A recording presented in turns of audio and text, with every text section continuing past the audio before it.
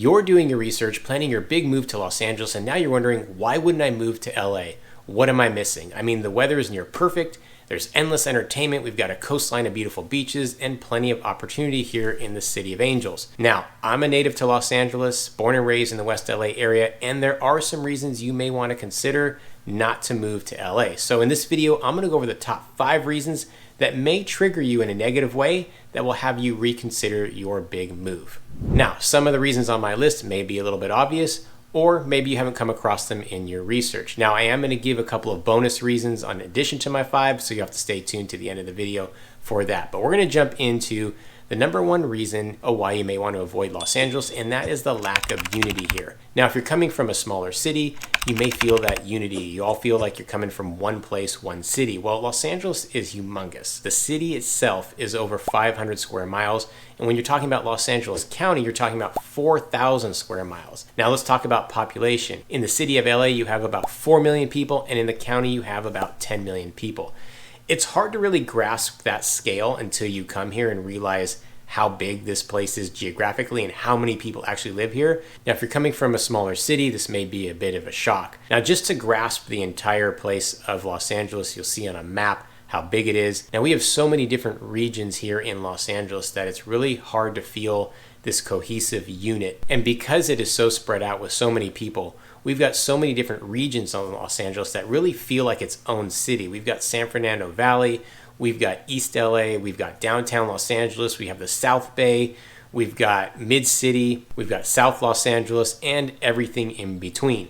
Now, if you talk to people that live in the South Bay versus people in the San Fernando Valley, or people that live in the eastern portion of Los Angeles versus the western portion of Los Angeles, you really don't feel that cohesive unity as one big city. They really do feel very different. If you were to actually poll people that live in Los Angeles, they would have their own perspective depending on the region that they come from.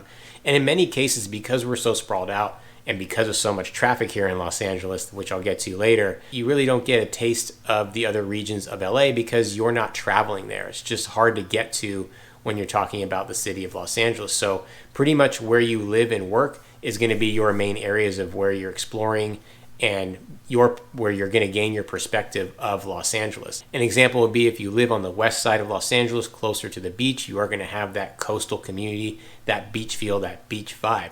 If you're in the mid-city, kind of East LA area, you may have more of that Hollywood vibe, the entertainment vibe. If you're in the San Fernando Valley, you're going to feel a bit more suburban, kind of away from it all. If you're in the eastern portion of the San Fernando Valley, you will also feel that entertainment, the industry, the movies, the TV, the television field. And if you're in the South Bay, the beach cities like Hermosa Beach, Manhattan Beach, Redondo Beach, and Torrance, you have the beach vibe, but it's completely different than the feeling you'd get in Venice or Santa Monica just up the coast to the north. So when you're living in these different regions, these pockets of Los Angeles, you don't necessarily feel connected to other people there. And if that's something that you're looking for, then LA may not be for you. What I will say is when you live in the specific community, you do feel a strong connection to those people within the region that you're living in. Again, not necessarily with other regions of Los Angeles, but within that region, because the regions are large, you're not talking about being limited to only being around 25,000, 50,000 people. You're talking about a couple 100,000 people that live just in your region of Los Angeles itself, maybe even more. So again, if you're looking for that one city feel, that connection to the whole city, you may not get that in Los Angeles because it is so sprawled out and because there are so many sub-regions in the city of LA. And as a reminder, I'm Dave Fine with the Real Estate Dads, a licensed real estate agent here in Los Angeles, doing tons of videos of what it's like to live, work, and play in the LA area. And so if you like what you see, make sure you subscribe, tap the bell to get notified when we drop new videos, hit the like button, comment below. We love to hear from our audience. We're helping lots of people relocate to the Los Angeles area, and I absolutely love doing that. So if you are thinking about making the move to LA or relocating here, make sure you reach out to us, shoot us a text, give us a call, send us an email, however which way is easier, and we'll make sure we take care of you on your move to LA. Okay, we are on reason number 2 on why you may want to avoid moving to Los Angeles, and that is the job market. Now, this may be a little bit deceptive because LA is so large and we are home to pretty much any industry you can imagine. We are the entertainment capital of the world. We have one of the largest tech sectors in the world and everything else in between. We are also one of the biggest and most popular places to be your own entrepreneur, the creative types, So why am I putting job market on this list? Well, because so many people live here and because so many people are moving here for careers, it makes it highly, highly competitive. And it becomes a place of who you know and who you're networking with to really get that job. Because when you see job postings online or you read about it somewhere or you see it somewhere on social media, there are hundreds of other applicants out there going after that same job. So really, when you're moving to Los Angeles, ideally you have your job career lined up before making that move. And I know most people do, but it is something to really consider doing before making the move to Los Angeles. Also, once you are here, if for whatever reason you are looking for a job before you move here, then I would highly recommend getting into various networking groups, social groups, because that's where you're really going to hear about the jobs that you're looking for and how you're going to make the connections, the ins that you're going to need to get that work. Because in some way, you're going to need to separate yourself from the hundreds of other applicants that also have the fancy resumes, the great interviewers, because really it comes down to who you know and the connections that you make here in Los Angeles. Now, I'm not saying there aren't plenty of job opportunities here, because our unemployment rates here in Los Angeles are actually pretty good. But again, it's just because of how competitive it is. And LA becomes, in general, kind of a place of who you know. And that can be quite annoying to a lot of people, especially if you're highly qualified, you're highly skilled, you're doing great on your interview. But the problem is you got beat out because the person doing the hiring and the CEO or whoever it is hires somebody that they know or that was recommended to them by a good friend of them. It can be extremely, extremely discouraging. So again, the job market here can be really challenging, so make sure that you're going to be that type of person that is open to socializing and networking to secure your place in career. Okay, we are on reason number 3 on why you may want to avoid moving to Los Angeles, and that is the traffic.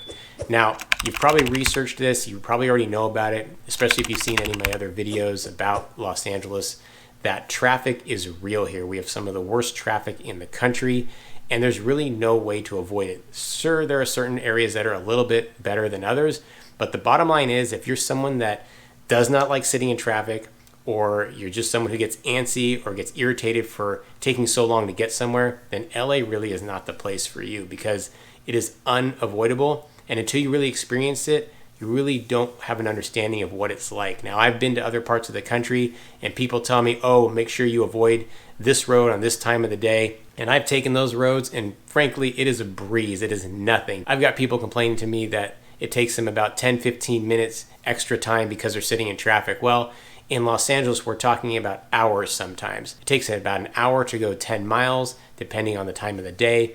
And we don't really have a rush hour here. We have kind of open hour, because rush hour is really kind of from 7 in the morning all the way to 11 in the morning. And then you get a little bit of a break from traffic between 11 a.m. and 2 p.m. And then once 2 p.m. hits, it is rush hour again until around 8 p.m. And you're just sitting there in your car, idling away. And it could be irritating, especially if you're not used to it. And frankly, for people that live in Los Angeles, born and raised, it gets irritating for them as well. Now, part of this reason is because we were always built on this heavy car culture. You're going to see some really cool cars here. That's just the way it is here. We've got a massive freeway system, but where we lack is a massive transit system. Now, we've gotten a little bit better with this with various bus lines, light rail, and subways, but really it's not designed well enough to get you where you need to be. And what I mean by that is we have these main artery lines of mass transit that'll take you to various regions of Los Angeles. Now, remember how big Los Angeles is. But the issue is once you get into those regions, you don't really have any little main spin-offs that'll take you to these other places. So really, once you get off the transit line, you're either going to need to walk for miles or call an Uber or find a bike or a scooter or something else to get you to where you need to go. That's just the problem with the transit line here. And we don't have a lot of space to build these lines, frankly. And that's a big problem as well. So if you're someone that really cannot stand traffic, it's something you need to truly consider. Now, for me personally, it doesn't get on my nerves as much as a lot of other people because I find it opportunity for me. I'm either working in my car making calls, I'm listening to a great podcast, I put on some music, and I really try to kind of zen out. Now, people may think that's crazy. It's not calming at all, and I get that. But again, for me personally, it does bother me when I allot the time I think it's going to take, but then a car accident happens and it just ruins everything. Or they're doing construction because the city is very well known for doing construction jobs right during the time of the heaviest traffic. So that'll put a kink in your drive time as well. You can go on apps like Waze or Google Maps, but in the end, they don't even know half the time, and they try to spin you off into different directions off the main arteries or the main freeways or the main roads, but everyone else is doing the same thing. So the bottom line is traffic is everywhere, and it's not really avoidable, and it just becomes a way of life living in Los Angeles. Okay, now our next one on the list is a little bit of a touchy subject, but it is homelessness. Now, I'm bringing this up because I know homelessness is a big issue across the entire country, and I've seen it with my own eyes in other cities and other states. But Los Angeles really kind of takes the cake when it comes to homeless problem. Now, it has continued to get worse over the last few years. It used to be kind of mainly in the downtown area, a little bit on the west side and other parts of the Los Angeles region, but it has gotten so bad, and there's really no answers to it. People feel like it's a housing problem, it's an affordability problem, it could be a mental health issue, it could be substance abuse, whatever the reasons are, and many times it's a combination of it all. We have a lot of homeless people here in the city of Los Angeles, and it's kind of a weird juxtaposition where you're in a multi-million-dollar neighborhood and down the street you'll have a homeless encampment. Now, when I say homeless encampment, I don't mean a couple of tents. I mean 20, 30 tents, especially under the freeway underpasses. The city will put portable toilets, portable showers there. Sometimes they even have a guard looking over the homeless encampment, and it'll just be there for months at a time before getting cleared out. And frankly, when it gets cleared out, a lot of the homeless people may go to shelters, they may not be able to stay at the homeless shelters because of their situation, and then they're back on the streets. Now, I'm not making this a political thing. I'm not saying I have the answers, and I don't know what the correct answers are. Now, I'm just saying when you move to Los Angeles, not to be too surprised when you see a lot of homeless population in the LA area. And even when you go to the beaches are lined up with tents, RVs that are also a part of the homeless population.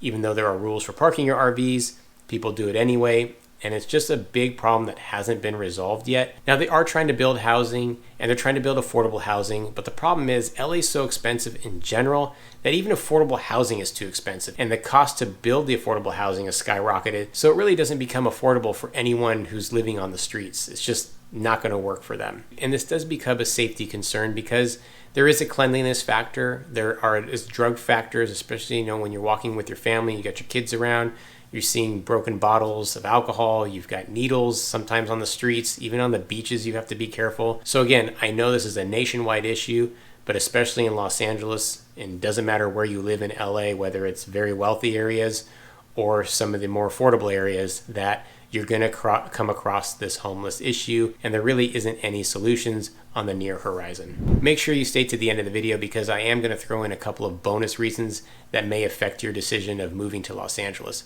But we are going to get into our fifth reason, and that is the cost of housing. Now again, this is something that you've probably come across in your research because when you're moving somewhere, you're of course looking up the cost of housing, and if you've seen some of my other videos, you've gotten a taste of that. But I'm going to put it here in this video because it is a deterrent for many people of reasons of why not to move to Los Angeles. In fact, it's a lot of reasons why people are moving out of Los Angeles. And we are just talking about the cost of housing. We're not even touching on gas prices, food prices, the cost of entertainment. That in itself is a whole nother video that I'll do in a cost of living in Los Angeles video. But right now we're going to focus on the cost of housing because that is going to be your biggest expense when moving somewhere. So I'm going to go over a few different regions of Los Angeles to kind of paint a broad picture of what the cost of housing is. And I'm going to start off with the county itself. Remember, the county itself is about 4,000 square miles with 10 million people. And the median price for a single family home is about $800,000. Now, if you're talking about the city of Los Angeles, again, 500 square miles with 4 million people, the median price is going to be about $900,000. Okay, as far as regions go, we'll start in the heart of LA, and that is the downtown LA area. The median price for a single family home in downtown is about $500,000. And the median price for a condo in downtown LA is about $600,000. Now, this is probably the only region you're going to see where the condos are more expensive than the single family. And that's just because of the nature of downtown LA, where it's mainly going to be multifamily condos and townhomes versus single family homes. And that's just a more popular way of living, a more popular lifestyle when you're living in the downtown area. Now we're going to talk about one of the coastal regions, a very popular area in Santa Monica. And the median cost of a single family home in Santa Monica is going to run you about $3.3 million. and the cost of a condo is going to be about $1.1 million.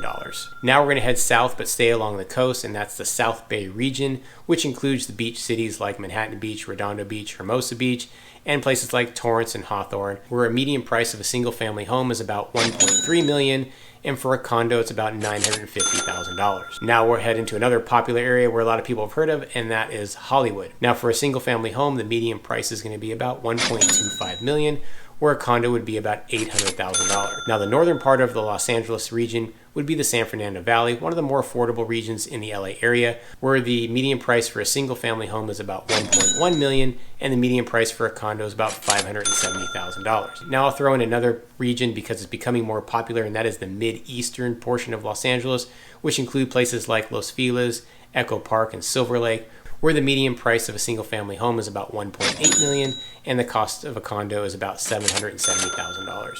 Now, again, because LA is so spread out, or a sprawled out city, there are so many different regions, as I mentioned in one of my first points, that the cost of housing really depends on where you're going to be living.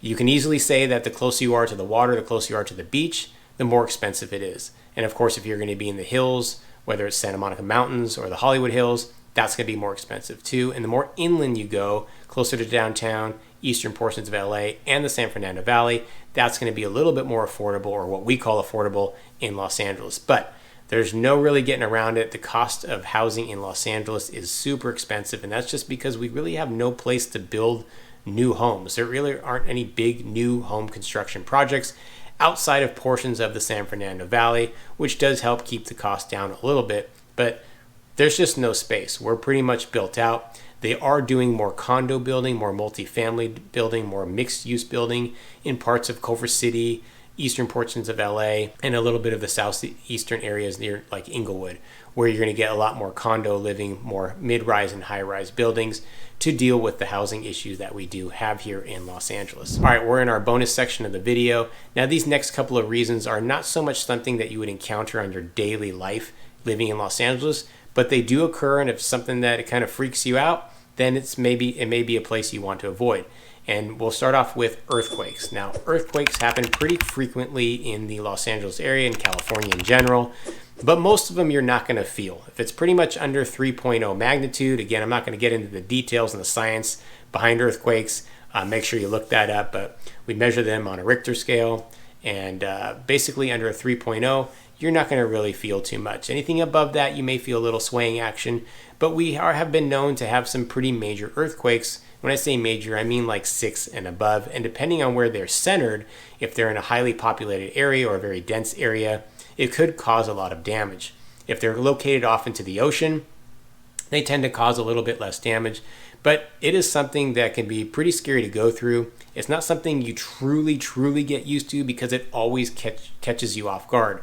Now, supposedly we have these earthquake warning systems that can maybe give you a minute warning, but most of the time it doesn't really hit your phones, or you really don't get that notification, and the earthquake just hits. Now, it's hard to describe what the earth shaking feels like, but it just comes out of nowhere, and all of a sudden the ground is shaking. You hear the rumbling of the noise. Sometimes you can see the rippling in the earth. You can see the windows bend a little bit. Hopefully they're not popping from a large earthquake, but I grew up here. I've went through a couple of big earthquakes. I've gone through a lot of smaller earthquakes. I've gotten used to the procedures of what you're supposed to do to protect yourself, but it still comes as a shock, and you kind of wonder, is this going to be a large earthquake? Because they always start off a little bit small, and then they just get bigger and bigger and bigger for the larger ones. And so if that's not something that you're going to be good with, then LA is not the place for you. Now, I will say we don't have to deal with hurricanes and tornadoes for the most part, or ice storms, so we don't have those type of natural disasters, but we do have the earthquakes that could be a little bit freakish to some people. Now, along with some other natural disasters, we do have wildfires here that could cause a lot of damage and also a lot of air pollution, and we've been having them more often because Los Angeles is facing such a heavy drought for so many years. We just have a lot of dry vegetation. It just burns so quickly and it spreads so easily. It just jumps, especially when we're having those Santa Ana winds come through, pushing the embers across to other portions of the city, sparking new fires. And our fire departments get spread really thin because there could be battling multiple fires at the same time, burning hundreds of acres at once. and it can cause a lot of damage. Now, again, this doesn't happen too often, and it'll affect you most if you're living in the hills, along the coast, or in the Hollywood Hills, or in the hillside regions. That's where it could affect you as far as being life-threatening and lots of property damage.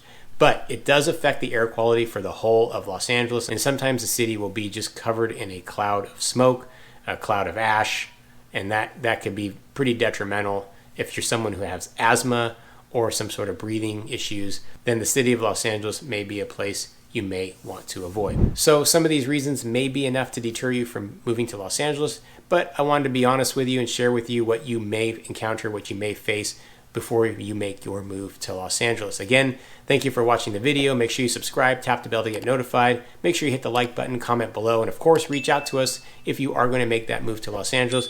We'll help you out, get you situated, and find that best place for you.